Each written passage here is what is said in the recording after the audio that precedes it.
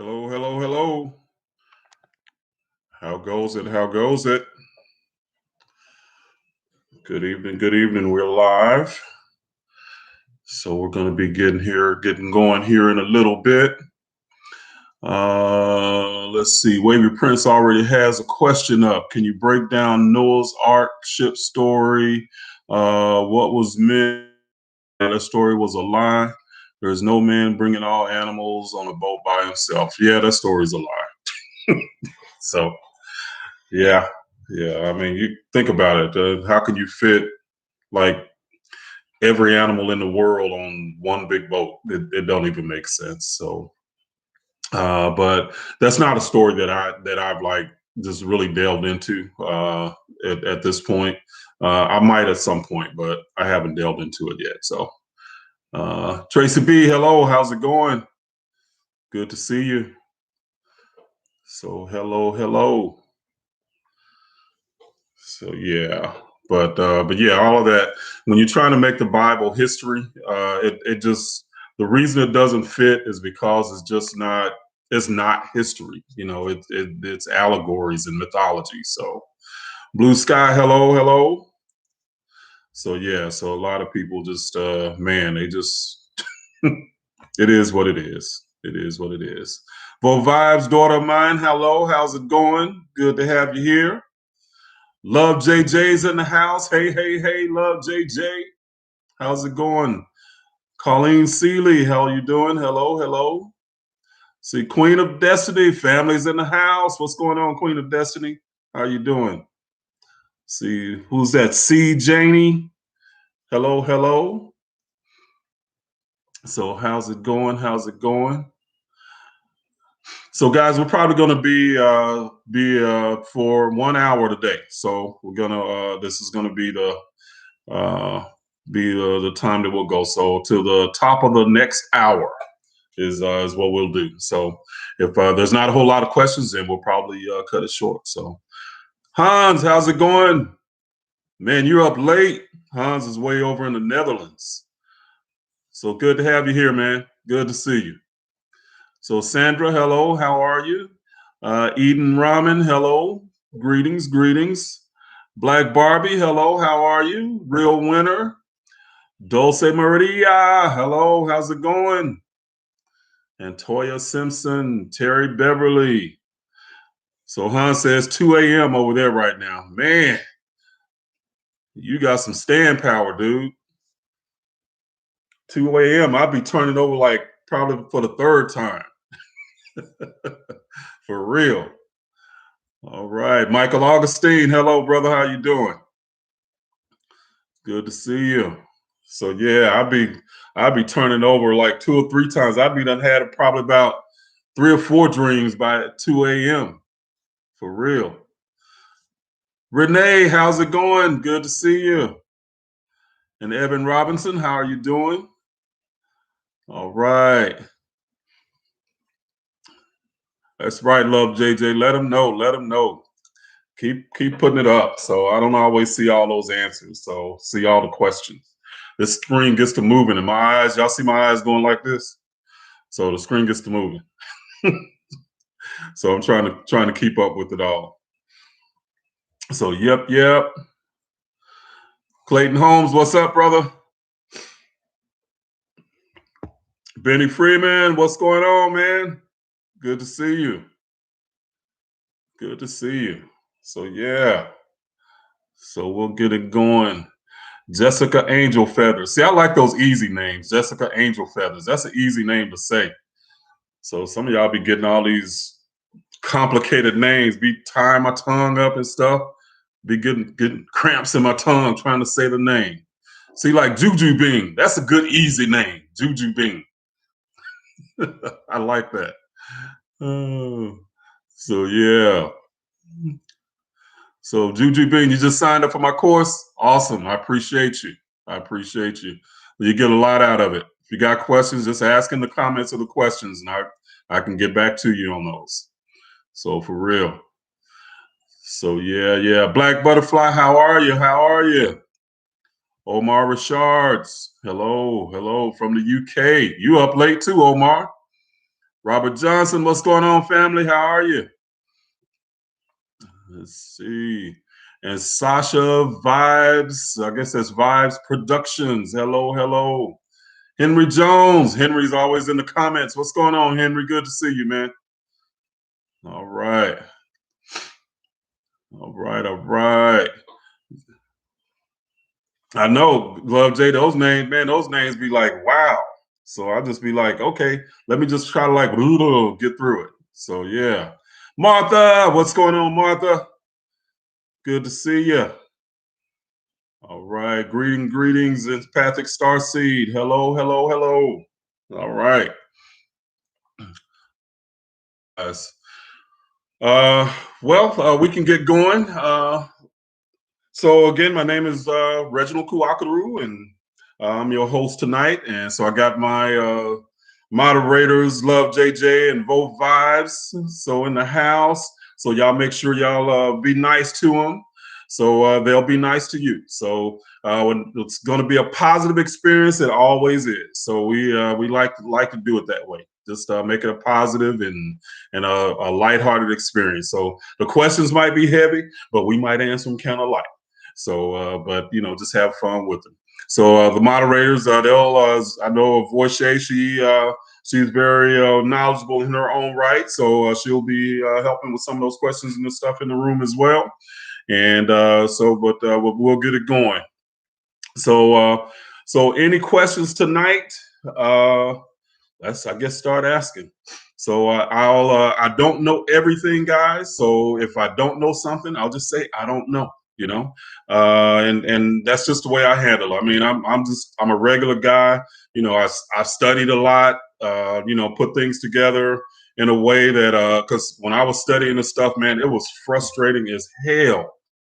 Find information that was just like straightforward.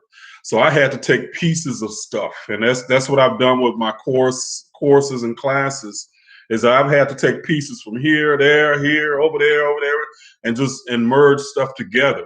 You know, and then also connect a lot of it metaphysically, and that's where you'll see a lot of my my courses and classes is different in that a lot of people will tell you that they're telling you about Kemetic spirituality, but in reality, it's only history.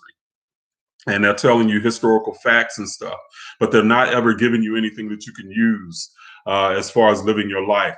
So I actually merge, not merge. I should say I actually bring to life the ancient Kemetic teachings, and learning and understanding the symbolism at some level and just putting everything together. So it's not just about getting some good historical facts. It's like, what can I use in my life every day? So that's what it's about. And I know that someone had a question about the idea that I put forth in Love Your Enemy. It was a little short video. So I've just started doing like little short video clips, kind of give you a little sprinkle of what the Kemetic living is about, what Kemetic centered living is about. And that idea, they kind of struggle with it. And if you come from the idea of Christianity, of loving your enemy, I can't stand that. That's like, oh my God. You're supposed to love a person that's basically just been like, whooping and kicking your ass. And especially when it comes to white supremacy and racism, that's one of the things that we as a people we struggle with mightily, and and have for a lot of years, around the world. And what I've come to learn and to understand is that that idea, again, in the Bible, we take a lot of the stuff literally, and it's not meant literally. There is another secret level of language that is there. There's an esoteric language that is there. So the idea of loving your enemy is, first of all, you have to go to the prime law of any Kemetic philosophy and Kemetic paradigm. And that prime law is that we say it today like what you get back. They would say that all that is outside of you is a reflection of what is within you. Okay. If you understand that prime law, that means that you are a creator of your reality. and you create your reality really from your perceptions and your beliefs about anything. So anybody that has experiences in their life, two people can have the same experience, but yet come away with a different experiences of the event. I should say, two people could have the same event, but have two different experiences from the event, two different perspectives, and neither one of them is right or wrong. It's just they have different ways of looking at it. Okay, so when we're talking about loving your enemy, it's not that high moral, pious Christian idea of like, you just kicked my ass, but I'm gonna love you anyway. Ooh, no, that's not what it's about. It's understanding from the Kemetic perspective of a soul, and it's understanding that from the Kemetic perspective, the soul is the real you. It is the primary um, actor, I guess, in its mythology, in its plays, and that's what you're seeing in the Bible that they're trying to teach you as history. Well, from a soul's perspective, the soul learns through opposites. Okay. That means that when a soul is wanting to gain, the way a soul gains wisdom is through, we can say the soul gains its wisdom through its pain. Okay. In a sense. And I'm really like putting this in really simplified language. So understand that it's not just this simple, but I'm simplifying it. Okay. And and thank you, Kimba Azore. Thank you very much. Says gave $9.99. Says thank you for sharing your time and your wisdom. I definitely appreciate that, Kimba Azore. And so what it's talking about, if everything outside of you is the reflection from within you. In other words, everything that comes that's in your world, in your sphere of experience, is actually generated from within you, and it's generated from within you to reflect back to you to show you what you are being from within. Okay. So that's where the ancients would say that the outside world is an illusion. Okay, it's not that it's not real, but the illusion is that the reflection is something that you cannot change. Okay, the reflection, the illusion is that the reflection has power over you. So when we're talking about loving your enemy, it's actually loving the opportunity that the opposition brings to you, loving the opportunity to learn something or to gain wisdom.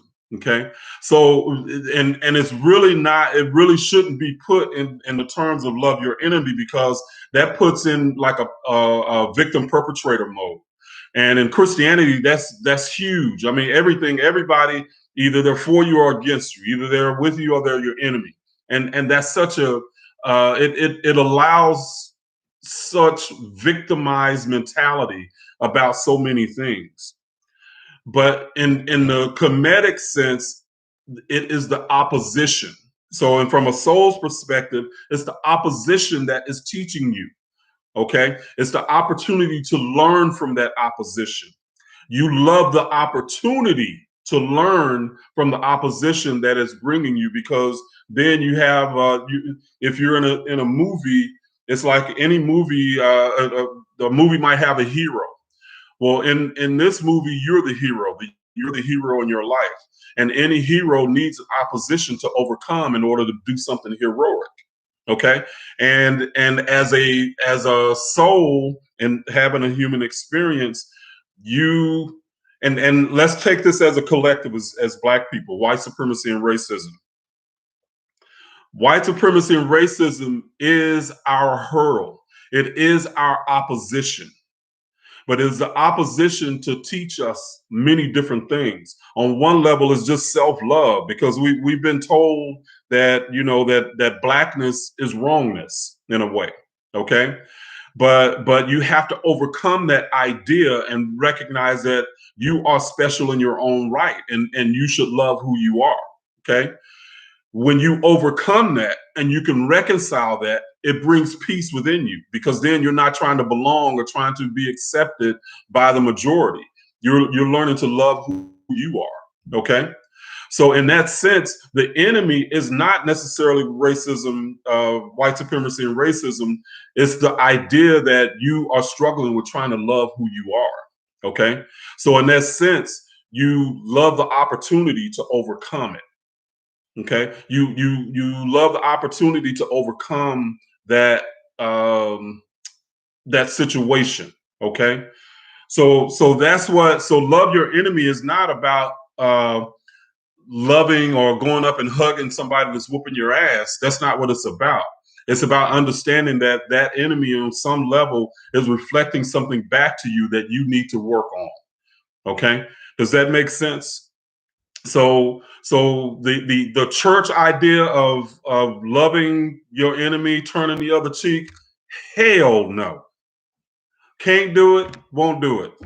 You know, like I said before, you hit me on one cheek, and I'm probably turning the other cheek because I'm looking for something to knock your ass out with. That's just who I am. So I can't take that high moral ground of well, no, I'm supposed to love you. You just slap the shit out of me. I'm supposed to love you. No, you're gonna hurt. So, that's kind of the way I roll with it. But that's kind of the Scorpio in me. What can I say? So does that? I hope that kind of makes some sense. But it's hard to really, when you're coming from a totally different paradigm than the Kemetic paradigm. It's really difficult for a person to understand that doesn't get that. They don't get the idea that all of outside of you is a reflection of within you. If you don't grasp that paradigm, you don't accept that paradigm, then it's hard as hell to try to get that deep of an explanation of this idea. Okay, it really is. So I hope I've done it a little bit of justice. Okay, that it can make a little bit of sense, and hopefully what you will do is you will go and check out more of it for yourself. That's what I want you to do. So Nadine, Queen of Destiny, gave $10. Thank you very much. She says you are the best. I appreciate you, sister. I definitely appreciate you. Thank you so much. And Renee Johnson gave $19.99. Thank you, Renee Johnson. She says, thank you for all you do. I appreciate you guys. I really do. Thank you so much. Thank you for being so generous. So for sure. So that's the idea of loving your enemy. Again, it's if I can put it succinctly, it's about loving the opportunity that the opposition presents to you to overcome and to gain wisdom. Okay. If I can put it succinctly, that's what it would be. It's loving the opportunity that the opposition, not the enemy, because that has such a charged word. But in the Kemetic perspective, it would be the opposition. It would be the net or set. Okay. Set means opposition. All right. And so it would be the opposition the loving the opportunity that the opposition brings for you to gain wisdom. Okay, that's one way to look at that. All right. Let's see. Okay. Let's see. This is what you want you to defend yourself. When does the law present itself? When does it in the opposite? See, once you defend yourself, when does the love present itself? I don't care at that point. I'm like, hey, you're not going to be hitting on me. No, I understand what you're saying. You're saying that for me, in that case, Juju, it's about me loving and respecting myself enough that somebody's not going to be I'm not going to be a doormat for somebody. So it ain't about me loving them. It's about me loving myself enough. Okay. And a lot of people will be doormats in abusive situations. Okay. And they're doormats because they don't even see themselves worthy of standing up for themselves. So if you love yourself enough, then you're going to stand up for who you are and what you believe and what you're about. Okay. And in the case of somebody's being physically abusive, then standing up and loving yourself enough is fighting back. Okay, so it's not trying to love them. That's not what I'm saying, because this knowledge is about you. And how I even started off the video, it's about people trying to change everybody else. It's about people trying to getting upset because their parents and their friends and their loved ones are not taking hold of this knowledge that they're trying to teach them. So they're going out there and trying to teach everybody else, but in reality, the lesson is for you. Everybody else is reflecting your lack of evolution in a sense. And I don't mean that to be a put down. I'm just saying, I'm just trying to say that the reflection that they're showing you, because they don't want to change, but there's something in you that doesn't want to change. Okay. And until you're able to reconcile that, then you'll keep on having the conflict. Okay. You'll keep having opposition. And in a lot of cases, you'll be like, well, hey, I'm mad at them. They're my enemy now. Even though they're your family, they're your loved ones. Okay. So the love is about you loving you standing up for yourself, because you can't really extend love to other people if you don't love who you are. And one of my, I used to hate it when I heard Christians say, I love God. Do you love God? Well, they're loving something out there, but what about yourself? And knowing those people, a lot of times the self-esteem is so low. They don't even love who they are, but they're saying that they're going to project that love to God, you know? And it doesn't work that way. You have to love you first. Okay. Let's see.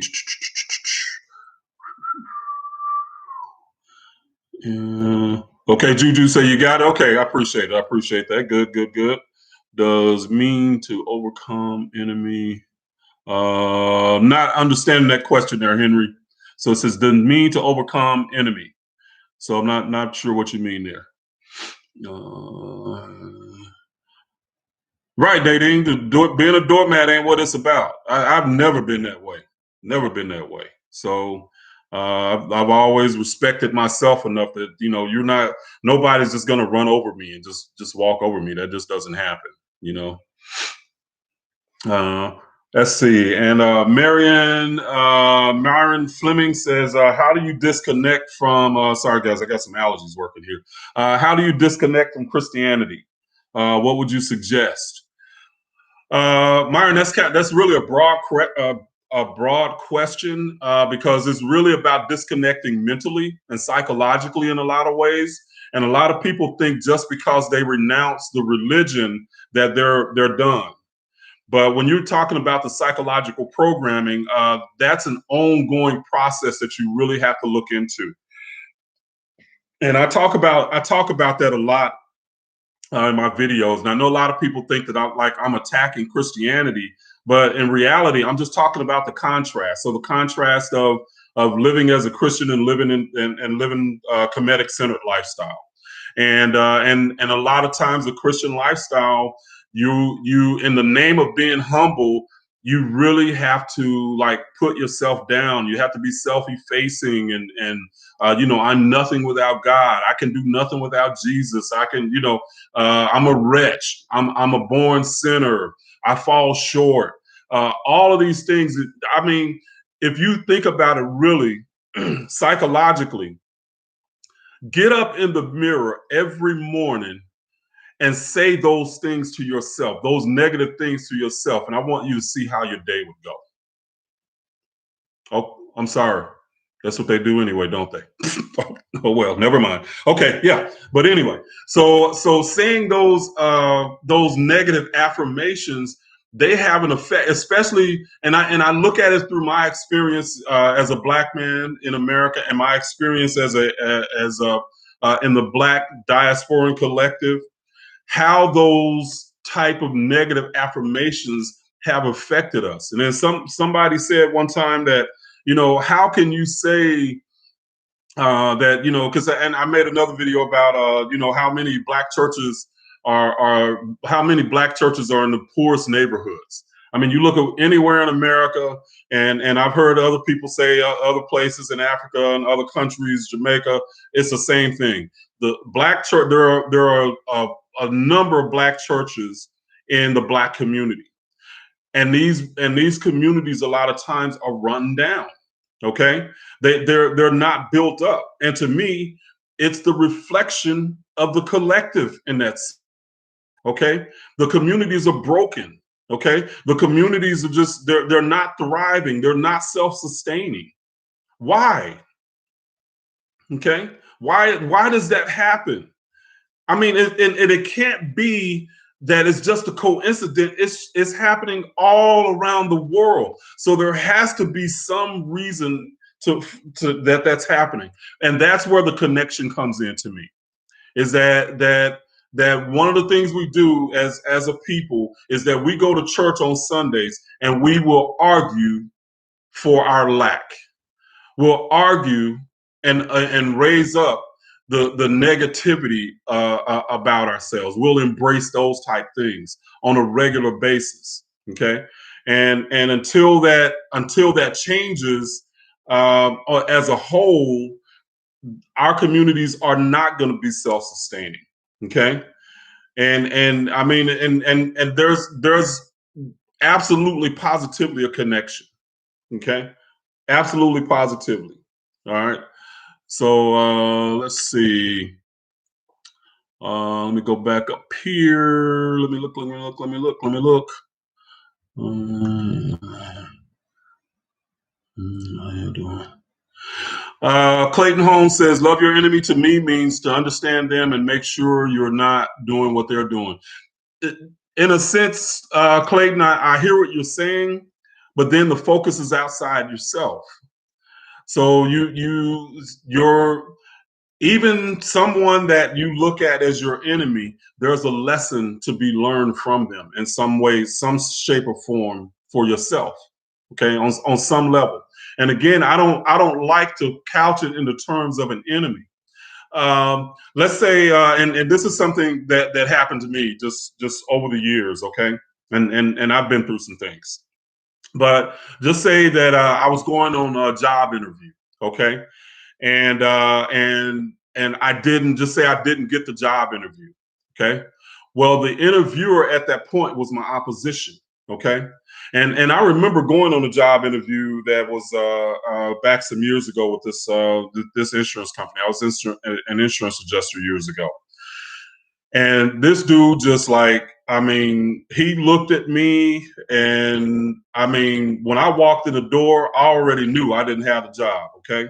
So, and it guy, and he basically looked at me in a negative way just right off the bat. At least that's what I felt from him. Okay, didn't really interview me, just asked a lot of negative questions and blah blah blah. Okay, well at that point I was angry. I was really angry about what he did, and I remember a recruiter had sent me to this guy, and I remember calling the recruiter and telling him about it and everything.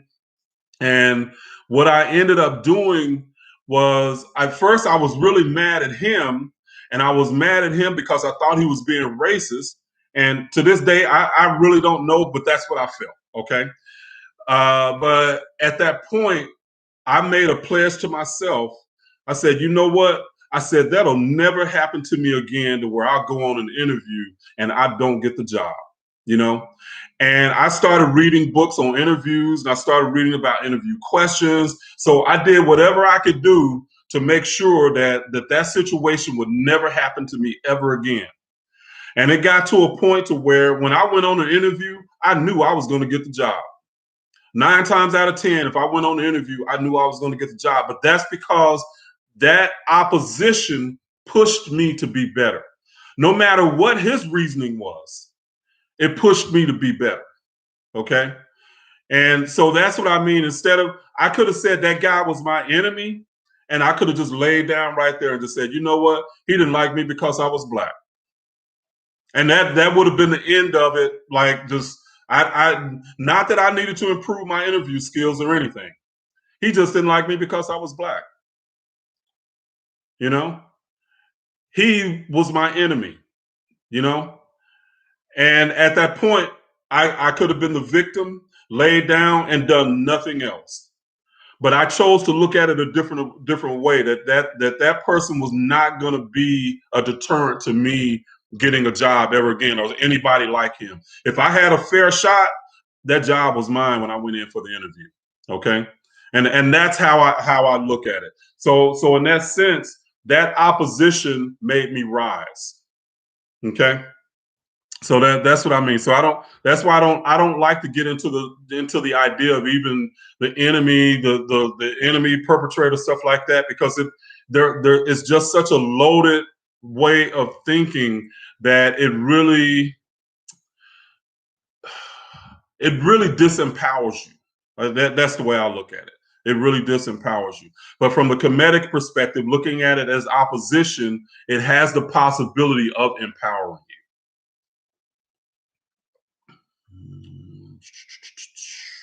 All right, all right, all right. Let's see. All right, Clayton says word. All right, brother. All right, brother. Let's see. Spiritual have a connection to becoming financially free. Absolutely. See, Mark Holman says the spiritual have allergy. Yeah, the spirituality have a connection to becoming financially free. My question is, well, no, I already know the answer to that question. Yes, it does. So, spirit, that might be your opposition.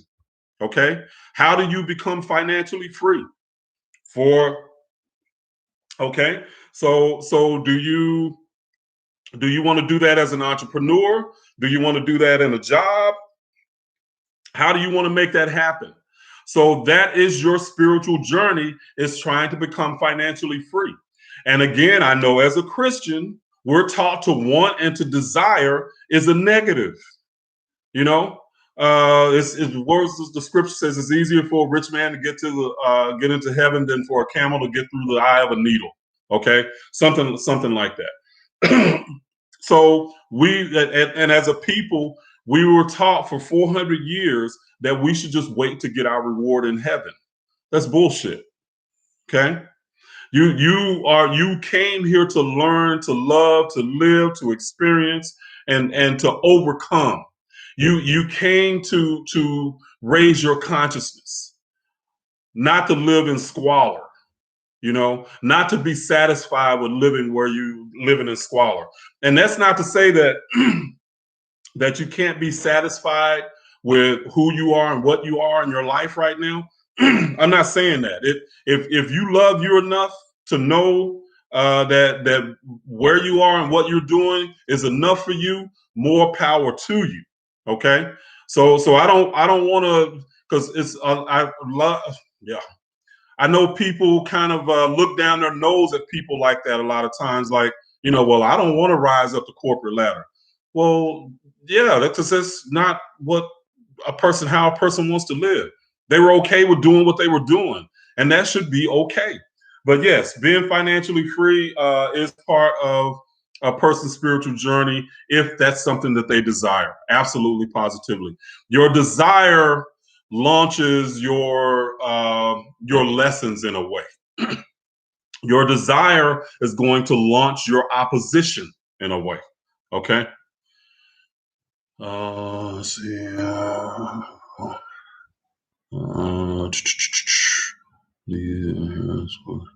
Let's see. Let's see. Signe Vara says a wise man leaves an inheritance for his children. Yeah. Yep. I would say that. But I would say that if all you got is a job, you'll never be able to leave an inheritance for your children, because you can't pass it along to them. You can't pass your job along to your child. So that's why for me, it's about Kemetic centered living is not just about living a spiritual life. It's about building you so you can build the best version of yourself. It's about, and that might mean, because for me, that was something that I've wanted to do, is I wanted to build something that I could leave for my children, and so. And a lot of people, if you have the job mentality, or you're just afraid to step out there, then you can't pass a job along to your children. It just doesn't happen, you know.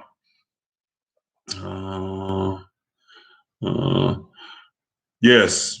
Voice says setting your path, set your intentions, setting your intentions, set your path in motion. Absolutely. Intentions is a powerful thing. And I was telling somebody the other day, it's like intentions is like the remote control. I use the analogy of it's a remote control for consciousness.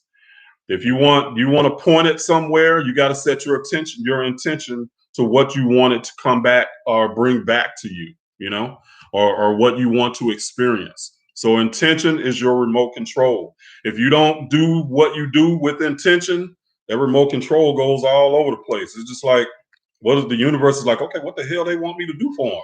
I don't know. You set some intention. Tell me where you want me to go. Okay. So that's the intentions is remote control of consciousness.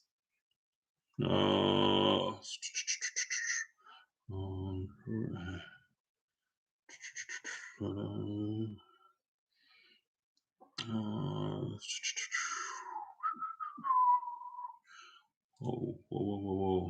Okay, Myron, thank you for that $20 gift. Appreciate you, brother. Appreciate you, Myron. Myron says, thanks for being you. And then Michael Peaks says, thank you, brother. Appreciate you. Michael Peaks gave $20. Michael Peaks says, good-ish tonight, bro. Hot damn. Hey, I appreciate you, brother. I definitely appreciate you. So yeah. A lot of this stuff, guys, I'm talking a lot of this stuff. I have not, this is stuff that I've lived, man. It's shit that I've had to live through and work through myself.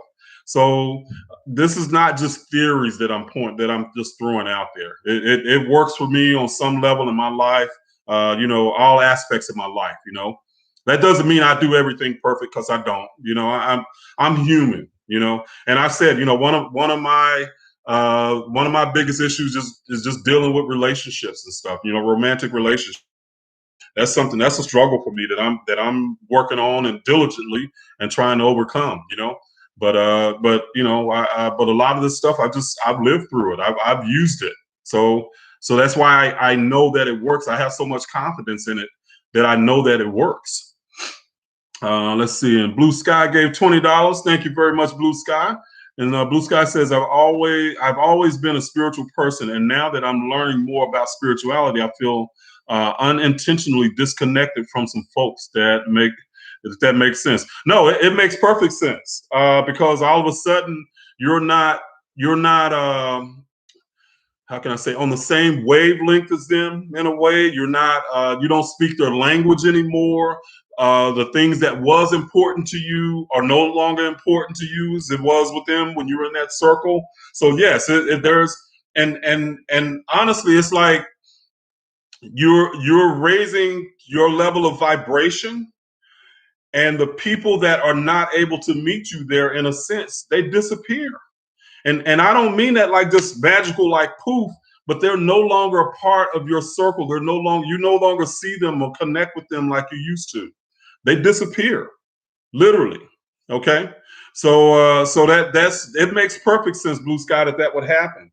And understand, guys, everything you do is spiritual. There's nothing that's not. There's no separation in African spirituality and Kemetic spirituality. There's no separation between spiritual and secular like they did with Christianity. Everything is baking a cookie is spiritual. Okay? Wiping your butt is spiritual. I'm sorry. Wait a minute. Damn, sometimes it just comes out. But but for real, just being human, you are a human. Excuse me. You are a soul having a human experience. So everything is spiritual. Everything that you do. Okay. So bottom line.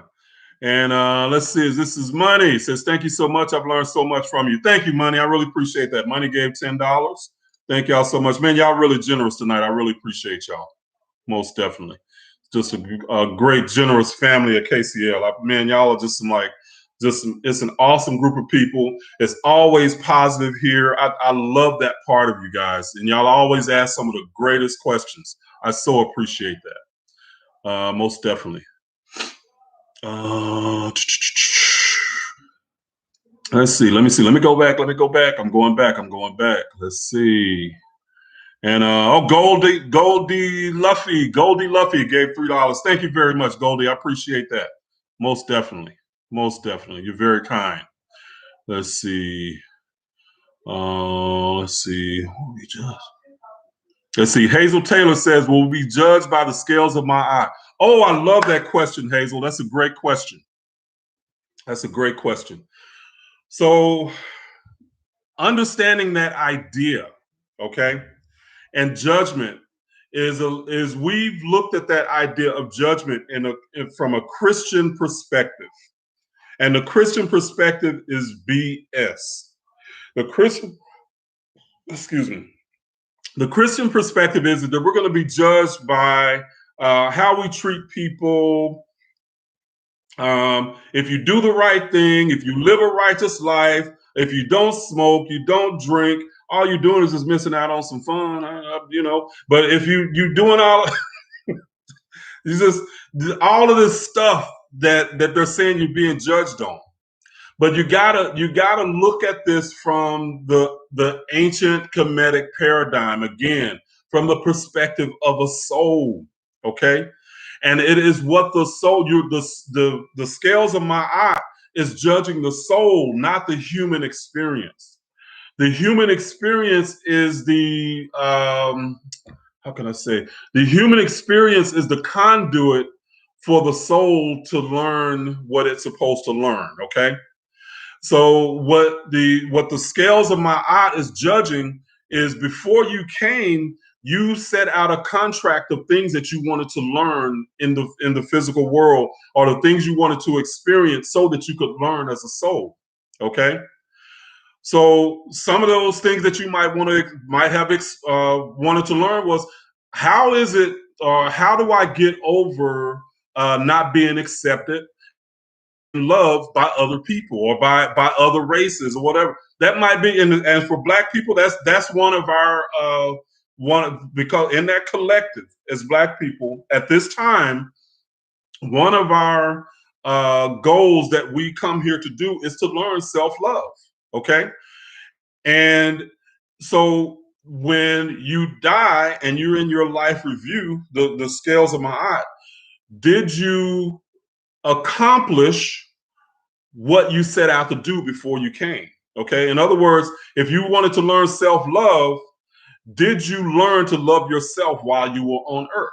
Okay. Did you get that physical expression of you, the soul, to love itself? That's the judgment. So when we're talking about the Osiris, and the Osiris is simply the soul the soul that is in the human experience. That's what the Osiris is. Okay. Was the Osiris able to get you to connect back to your higher self, and connect to your higher self to where you let that higher self lead you? Okay. That's what the journey is about. That's what the judgment is about. Did you learn your lesson? It wasn't about, did you smoke?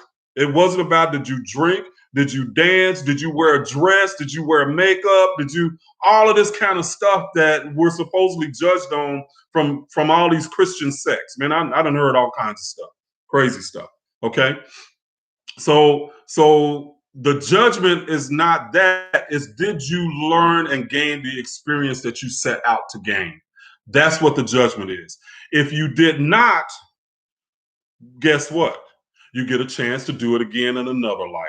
Okay, so that's how that judgment works. It's not judging how good you are. So go do some smoking and drinking. If you got to smoke a little weed to calm down, go do it. It's natural. So make it happen. Okay. Doll 43 says, you're doing a great job. Love your teachings. Thank you, Doll 43. I really appreciate that. Doll 43 gave $10. So thank you again very much. Let's see. Going back. And dealing with cicadas for a few weeks is spiritual. Blue Sky, you need to put some chocolate on them bad boys. That's what I heard. See, people eating chocolate cicadas now. So that's what I heard. We don't have to deal with those in Texas too much. There's a few of them here, but not like it supposedly in the East, man. It's like it's going wild there. getting ready to anyway, for a few weeks. Let's see. I found you much sooner. Shay R says, only been a subscriber for about a week, but wish I would have found you sooner. Thank you for what you do. Sure thing, Shay R. I appreciate it. But understand, hey, you're here now, and you're here at the right time for you. So you came when you were supposed to. So you're not late. You're right on time. You're right on time. Uh, yeah, let's see. Let's see. Lachey said Lachey Stanchel. Okay. What happens to aborted children or miscarried children and disabled children? Do they get stuck in the duat? No. And that's an excellent question. So no, that the thing is you have to understand that there are all kind of experiences that a soul wants to have. Okay. And sometimes a soul just wants to have the experience of being in a mother's womb. Okay. It doesn't want to even live a physical life. So at that instance, that soul connects with because both the lessons, the life lessons are intertwined. All right. So that soul will be a fetus or a baby in the mother's womb and just get the experience of what that is. The mother wants to. The mother has a lesson too to learn. Okay, and maybe how to overcome the loss of that child or whatever. So they both connect so that they both can learn their lessons. Okay. A lot of times, a disabled child will actually be a soul that chooses to kind of mute certain aspects of their physical body so that they can heighten others. Okay. And I would take like somebody that might be like a child that basically a person that stays like a child's mentality for their entire life, like sometimes like a Down syndrome's baby might have that happen. And forgive me if I don't know the updated term for that. That's just what we called it back then. I don't know the updated term, but but that a lot of times emotionally they stay in the context of a child for a long time, and the intellect is muted in a sense. So in that sense, that soul might want to learn what it's like to connect with people on an emotional level, and only on an emotional level. So they just mute that part of their physical body, the intellect. Okay. So they don't get stuck in the duat. So nobody gets stuck there. Literally, you go to the duat every night you go to sleep anyway. So when you're dreaming, you're going to the duat. Okay. but no, nobody gets stuck there. That's not how it works. Okay. So I hope I answered your question there. So,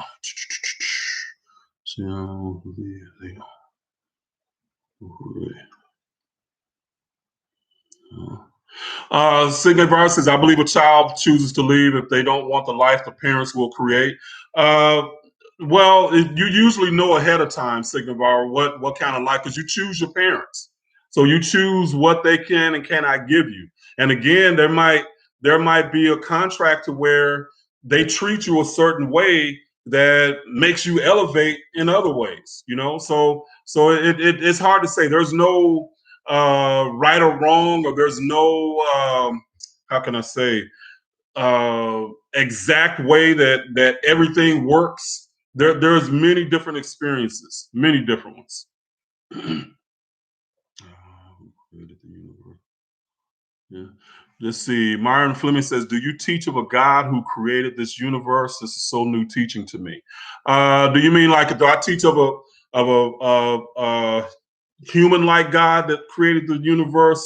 That's not how the ancient Africans taught it, and really, the even that idea of a human-like God came from the Greeks and Romans who did not understand their African teachers. Okay, and so from the African perspective, God is. God is. Okay, that means anything from a piece of paper to a computer, to a person, to a leaf, to a tree. God is in all of that and created all of that. So what God is cannot be human. It has to be something more than what we are. And at a human level, we cannot even understand what that is. We don't know, but we put it into the context of something that we can understand. So this idea of a jealous God and all of that, the ancient Africans would say that that's an unsophisticated, childlike way of thinking. Okay, so God is, and God is within you. You are an aspect of God just by default. Everything that has ever been created has an aspect of God in it, including you. That's where the idea of you are the image of God comes from. It's not the physical image. That's not what it's about. Okay. It's that spark that's within you. Okay. That spark that's a part of you. All right. So that's where the ancient Africans will say that you are a God. In the Bible, it says that. I think it was Psalms 82, verse 6 says, ye are gods, children of the Most High. Okay. That's where that idea comes from. Okay. Not saying that you like, Superman or anything like that. You're a God in training. So, or a super being in training. Okay. Good question. Good question. Let's see.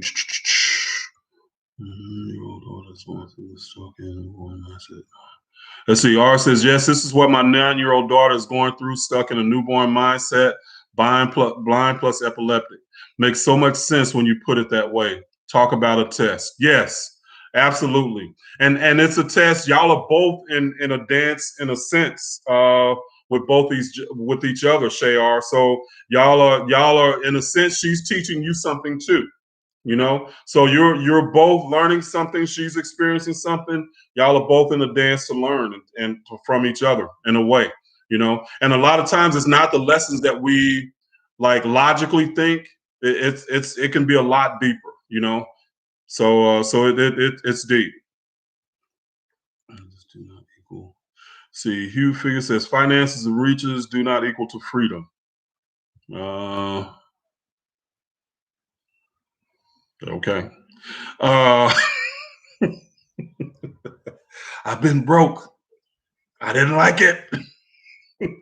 I'm free. Thank you. No, okay. Oh man. Oh man. Let's see. Let's see. All right. So y'all got to hit that like button. Come on, guys. Help a brother out. Help a brother out. Y'all hit that like button. That like button.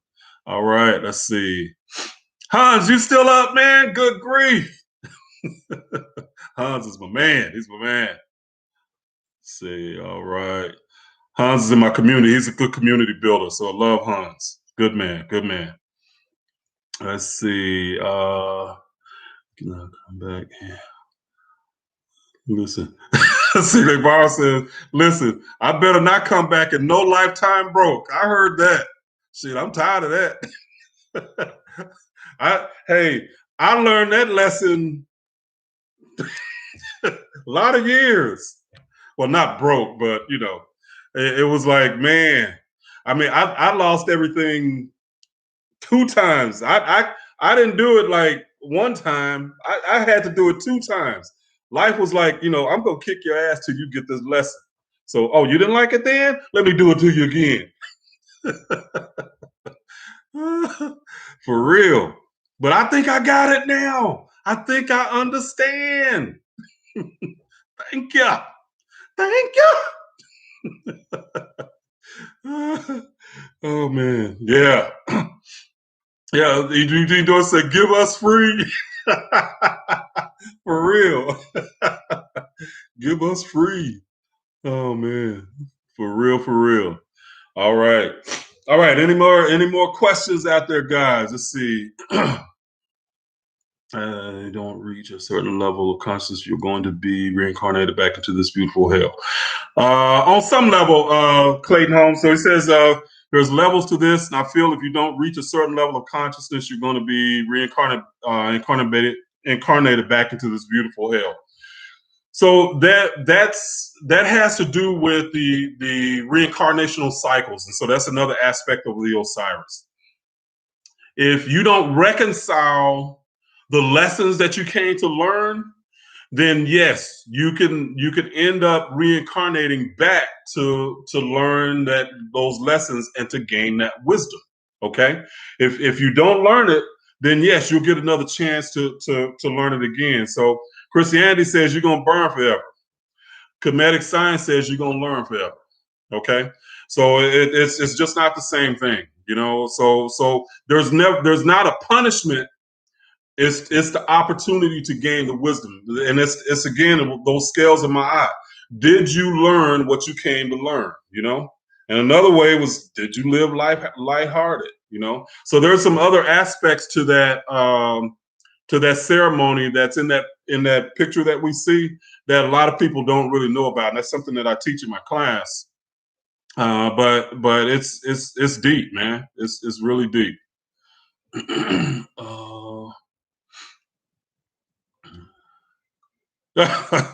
Say I didn't learn how to be broke. That came natural. Now I want to do the rich part. I heard that. I ain't mad at you, Hans. Let's see. For real, for real. Let's see. Yep. Yeah, Hans ain't sleeping, man. He's up there. It's what I was going on now. 3 o'clock in the morning there, Hans.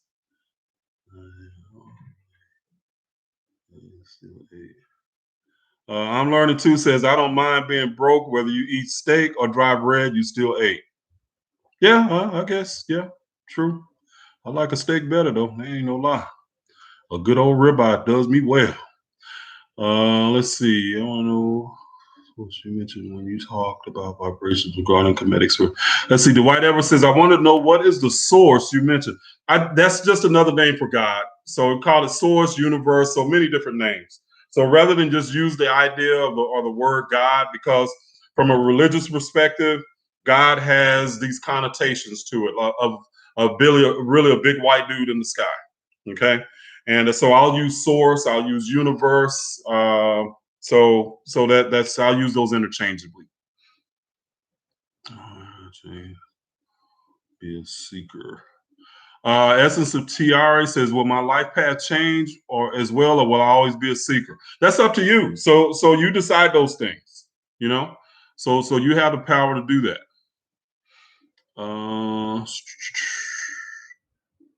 All right. Let's reincarnate back into the same timeline.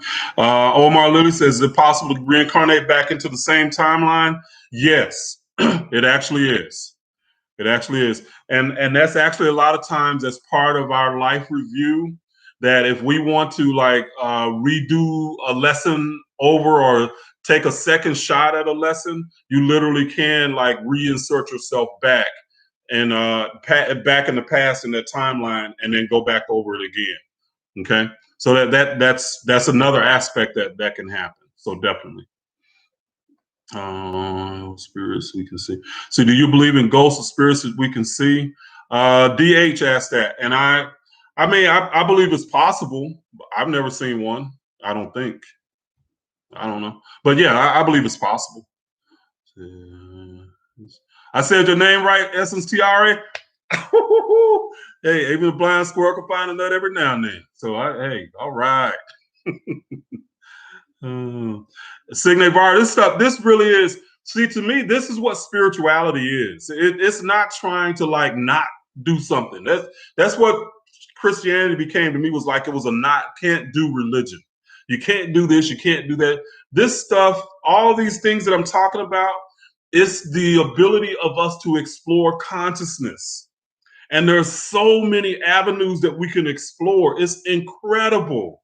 And it is fascinating. But it's like we are afraid to step out of Christianity and explore this vast amount of consciousness that we have. And it is beautiful. It's fascinating. I mean, man, when the first time I lost everything, that was the first time I ever collected unemployment in my life. And I actually was able to,